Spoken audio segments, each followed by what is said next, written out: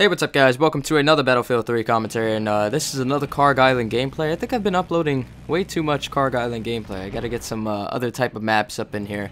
But I'm showing you guys this gameplay because we ended up losing in this match. Oh wait, you know, as a matter of fact, I haven't been showing you guys a ton of Kharg Island gameplay. The last one was my response to the Making the Bus Monitor cry, and that was on Grand Bazaar. I guess it's because that Q&A video that took place on Kharg Island as well was about 20 minutes, so I just feel like I've been showing you too much Kharg Island. But anyways, we lost in this one. And I guess the reason being is because lately my luck on Battlefield 3 has kind of flipped upside down. A lot of times you guys see games where I win, and that's not because I'm like some super duper awesome player or something like that. You know, I'm a pretty average player, but I roll with good squad mates, and the squad mates and I working together, teamwork, can contribute to the team. And my luck is where I get good teammates. And of course, sometimes, I'm not saying every game I get good teammates, but sometimes you end up with on a team that's just like really.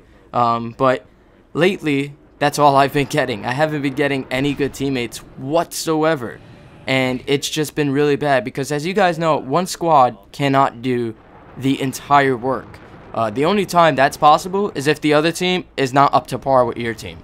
If the other team has very few team players, then maybe your squad can do all the work. But if the other team is working as a team, and it doesn't matter if you're all the same ranks, that other team is going to win because your team is not. You know, that's the luck that I've been running into. And also, one guy from my squad, we were on the second base in Kharg Island, and he just, like, he had the Abrams, and that's a huge advantage, having one of their tanks. And the reason being that's a huge advantage is because, one, they have one less tank, and two, it kind of messes with them psychologically, if you know what I mean. They see us having their tank, they start thinking, man, we're going to freaking lose this. They're getting our vehicles. So he had their tank, and that was all in our favor. We had 10 tickets left. 10 tickets left. It was literally dropping down to, I think, about 5-0. And that's for the attacking team. So we had to kill them 10 more times, and that was it. And I don't know why, but he decided, with the Abrams, I guess he had the mindset, which is a very bad mindset to have if the game is almost finishing and you're winning. The mindset is, especially if you're on the defending side, the mindset is, oh, we won, that's it. And a lot of people do that. Like, if you're on the defending side, the enemy's team is down to about 5 tickets or 10 tickets, they just think, we won, that's it. Now I could go, you know, off to the side and go for some kills, try to get that final kill. And what happens is that he moves that tank all the way to the right. And I think he was just trying to go for kills.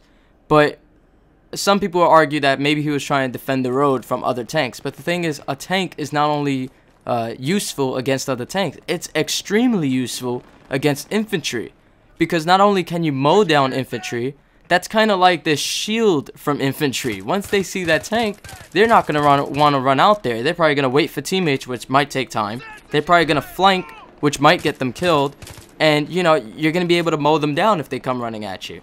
But since he moved that tank and himself all the way over to the right, the enemy team saw that opportunity, they took the opportunity, and they executed the play really well. And we ended up falling on our asses, and we ended up falling back. And then the next base, we fell back right away because they just moved up. That's the third base defending on Kharg Island. And if you guys know what base is that right off the top of your head, you know that that base is kind of a cluster sometimes. And then after that is the last base, and we held out that last base pretty well. But we ended up losing in the long run, and you're going to get games like that, but lately that's all my luck has been, getting bad teammates, and it's really frustrating. I'm not like the perfect player where I do extraordinarily well all the time, and I'm always so calm. I'm just like, yeah, you know, guys, we lost this one. The next game we're going to do better. I rage. I rage like any of you guys, you know, because we're all humans, you know. We all get upset. We all get stressed out over things, and a lot of times people use video games to take out stress, and when that doesn't work and the video game just creates more stress, they get upset, and they also keep playing to try to just end the night on a good note, I guess, you know, or get the revenge. And going after revenge, just working on revenge, is not the best way.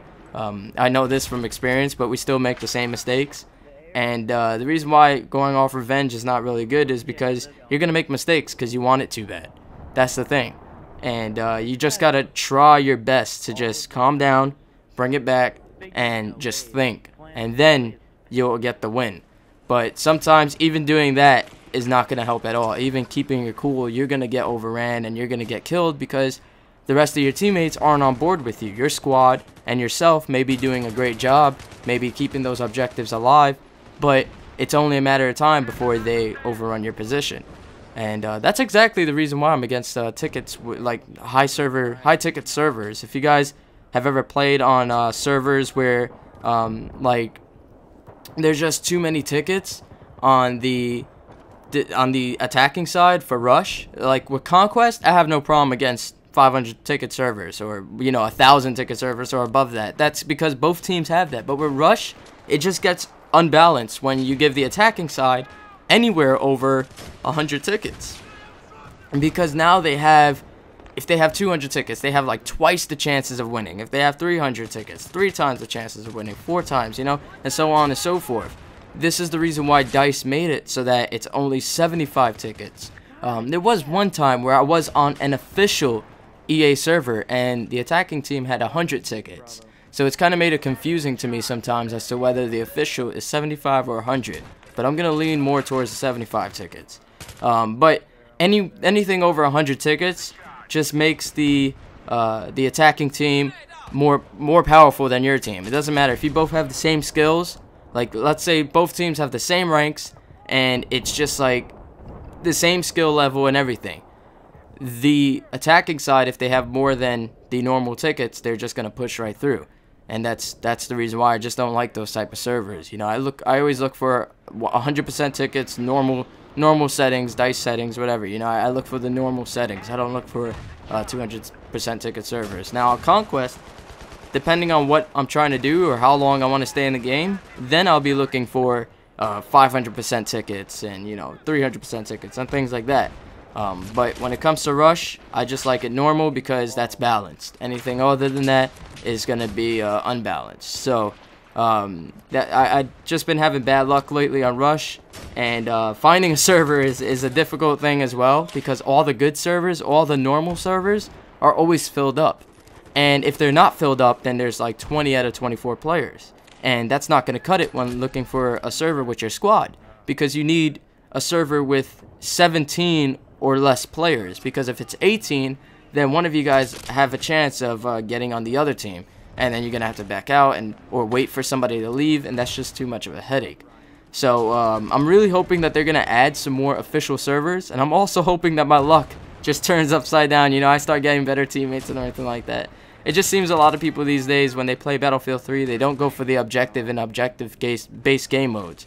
And it's kind of similar, like I always say, it's kind of similar to a guy going to a strip club and complaining that there's naked women everywhere. And then some guy comes up to him and say, "Dude, why are you complaining about all the naked women? This is a strip club. Why are you complaining?" And then the guy who was complaining just comes out and said, "Well, I just wanted a few drinks." And then the response to that would be, "Why didn't you just go to a bar?" So that's kind of the same way. The guy doesn't play the objective. We call him out for it, saying, "Why didn't you play the objectives?" And then he's just saying, "Well, I'm just trying to go for kills." Well, then why don't you just go play team deathmatch?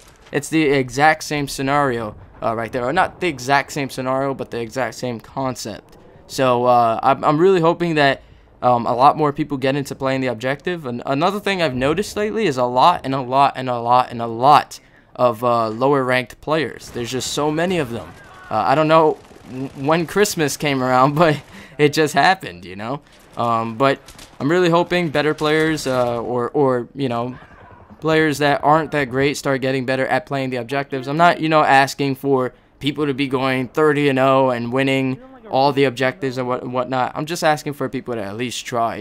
I got into a game, I'll put the clip up right now, where this guy is standing right next to the objective, and he doesn't plant. I'm covering him, and he doesn't plant. I mean, you're there anyways. Why not plant the objective? But instead, he goes for a kill that I have to plant, and I get killed trying to play the objective.